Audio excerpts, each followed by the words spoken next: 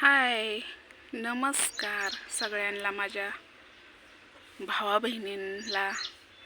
तर बानू झोपली होती म्हणून बानूला खाली टाकलं, कारण लाईटच नाही आमच्या इथं. बघू शकताय लाईट नाही. तर तुम्हाला आता असा विचार पडला असेल, म्हणजे भरपूर अशा कमेंट मी वाचल्या. त्या कमेंटमध्ये असं आलं, म्हणजे माधुरी ताई आहेत आपल्या, खूप छान कमेंट करतात, सगळेच छान कमेंट करतात. तुमच्या कमेंट वाचूनच मला वाचा येत नाही, मी वाचून घेतले त्या, आणि तुमच्या कमेंट वाचून मला जास्त उल्हास आला. आणि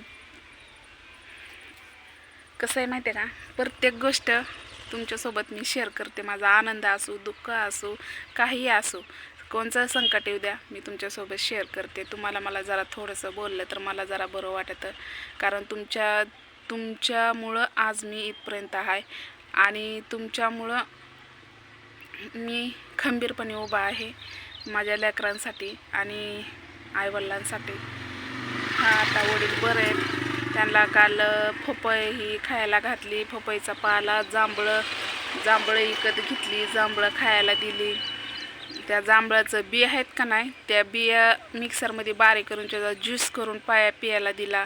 मग ती BP आहेत का नाही त्यांची कंट्रोलमध्ये आली, आणि आता ती जरा थोडंसं चालतात आणि बोलतात पण. आणि कसं आहे माहिती आहे का, तुम्ही माणसांना आता दाखवा, पण वडील सध्याला झोपलेले आहेत, गोळ्या औषधं खाऊन मी त्यांना डिस्टर्ब नाही करत. आणि तुम्हाला नक्कीच मी वल्लासोबत थोडंसं बोलील आणि वल्लाला विचारेन बरं वाटतंय का. तर भरपूर अशा कमेंट आल्या की आपल्या माधुरी ताई आहेत का नाही, तर बानूसाठी खूप खूप छान अशा कमेंट करतात. मला आनंद वाटतो ताई, थँक्यू, मनापासून धन्यवाद तुमचं. देव करू अजून तुमचं चांगलं हो. कारण ते काय म्हणल्या की महिला आम्ही सगळं मदत करू, म्हणजे नाही का, सगळं हे करून आम्ही बानूसाठी काय ना, फुल नाही, फुलाची पाकळी मदत करू. ताई तुम्ही मला म्हणलात का नाही, ते आताच आनंद आला. कसं आहे माहिती आहे का, मला लेकराला तरी 2 चड्या लेगीस घ्यायचे म्हणलं का नाही, तरी पण मी घेऊ शकत नाही, कारण जे पहिले आहेत तेच मी वापरते. नवीन आणलेले तुम्ही कधी बघितले पण नसताल, किंवा मला कपडे आणलेली कधी मी तुम्हाला दाखवली पण नसतील, किंवा आणलीच नाही तर दाखवायचा प्रश्न येत नाही. बानूला पण आणली नाही तर दाखवायचा प्रश्न येत नाही, दीक्षाला पण आणली नाही तर दाखवायचा प्रश्न येत नाही. तर तुम्ही मला म्हणताल की आता मग तुम्ही लेताय काय, तर लेताय काय, तर आम्ही तर कपडेच लेतो. पण हे पण सानिमा बहिणीने आणि हे ब्लाऊज पण आलेलं आहेत, ते पण शिवून घेतलेलं आहेत.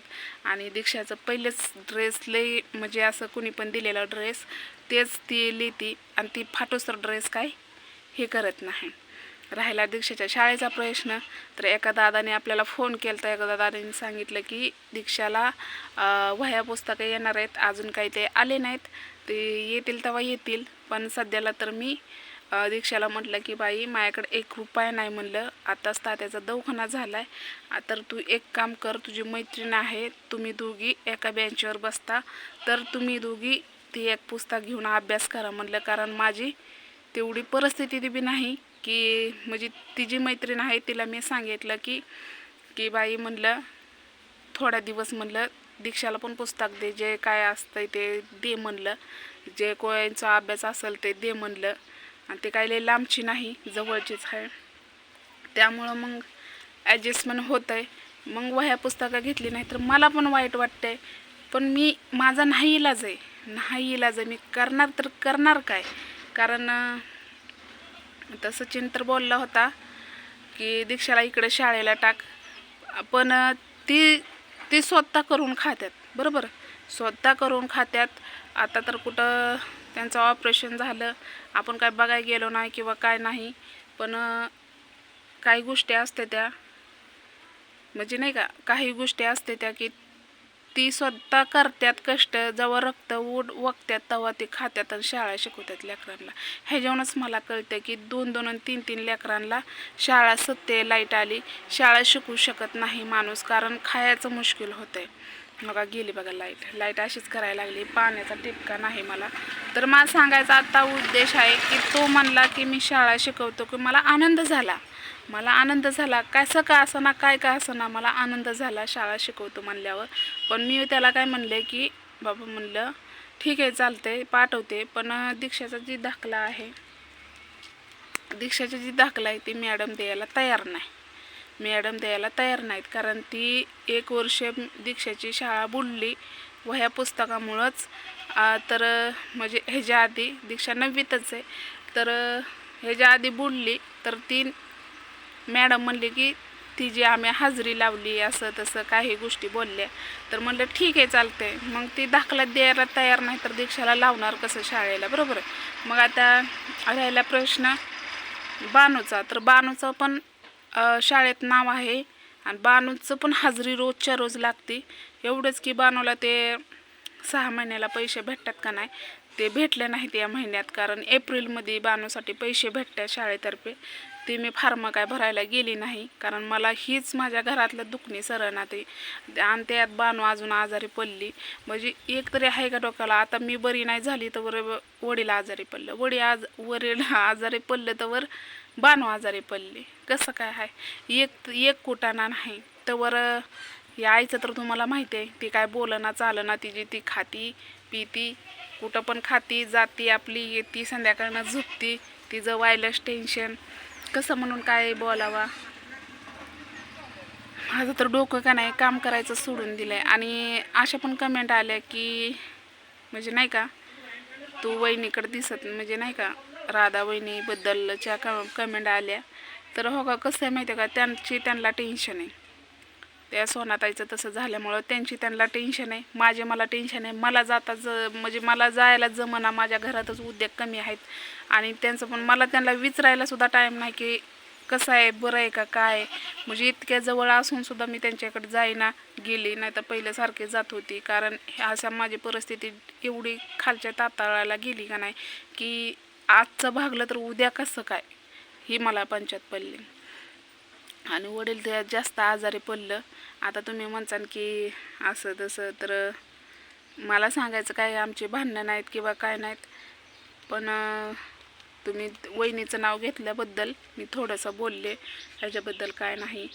आणि कसं असतं माहिती आहे का, भांडं लागतच. पण आमचे काय भांडण नाही, काय नाही, काहीसुद्धा नाही. आम्ही बोलतो, फोन केला तर बोलतो एकामेकीला. पण त्यांच्या डोक्याला टेन्शन, माझ्या डोक्याला टेन्शन, माझ्या घरातलं मला सरना, त्यांच्या घरातलं त्यांना सरना. एक तर उद्या खाय का, असं आहे. जास्त बडबड केली ना माझं डोकं दुखतं, मला ससत नाही की मी. आणि आपल्या माधुरीताई खूप छान आहेत, देव करो त्यांचं अजून चांगलं हो. माझ्या अपंग लेकरांचा आशीर्वाद लागू त्यांना, त्यांच्या बाळांना. पण कसं आहे माहिती आहे का, जेवढं तुमच्याबद्दल बोलेल तेवढं मला म्हणजे नाही का कमीच पडतं आहे. पण काही गोष्टी असते त्या भाऊ बहिणींनो, तुम्ही समजून घेत जावा. मला बोलता येत नाही जास्त, जेवढं बोलता येत आहे तेवढंच बोलते मी. तर चला, आमच्याकडं ऊन काय पड नाही, पाऊस पण येई नाही, येतोय पळतोय, लाजोळा पाऊस झाला आमच्या इकडं. तर हा वडील बरे आहेत आता, म्हणून मी हसते थोडी, कारण वडिलाला दवाखान्यात अजून न्यायचं आहे, दुसऱ्या दवाखान्यात चेकअप करण्यासाठी. कारण त्यांचा पुरं शरीर आहे का नाही असं लकवा दिल्यासारखं झालं आहे. डॉक्टर म्हणला की अंगावरून वारं पण, म्हणजे नाही का काय ते शायनेस का काय असं काय तर म्हणले ते. मग ती पूर्ण असं शरीर आहे का नाही त्यांना मिसनीत घालायचं आहे आणि ते पूर्ण चेक करायला सांगितलं आहे. त्यासाठी भक्कम पैसा लागणार आहे. आता तेवढं माझ्याकडं नाहीत, पण तात्पुरतं आता वडील ठीक झालेत, पण चांगल्या दवाखान्यात मला न्यावंच लागणार आहे. त्यांचं काय झालं आहे नेमकं, असं पाय जे आहेत, बोटं जे आहेत का नाही असं झालेत त्यांचे दोन्ही पायाचे. त्यामुळं त्यांना चालता बी येत नाही, पडतात असं धपक करणं. म्हणजे पूर्णपैकी आता त्यांना सहारा लाकडाचाच घ्यावा लागायला लागला, नाही तर माणसाचा म्हणजे खांद्याचा सहारा घ्यावा लागायला लागलाय. अशी परिस्थिती झाली वडिलाची. आणि बघू काय होतंय, तुमच्या आशीर्वादाने. तुमचा असाच आशीर्वाद राहू द्या माझ्या पाठीशी खंबीरपणाने. मी अजून बळ येऊ द्या मला. देवाकडे हीच प्रार्थना आहे की देवा मला बळ दे की माझ्या घरच्यांना मी खुश करू, म्हणजे नीट करू शकते.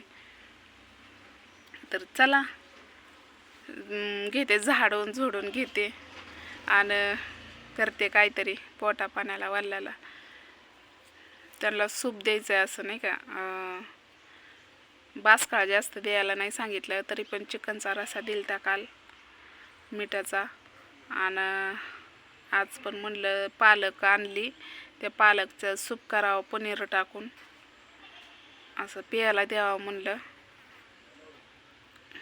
तर चला, खेडेगावाला असला तर नक्कीच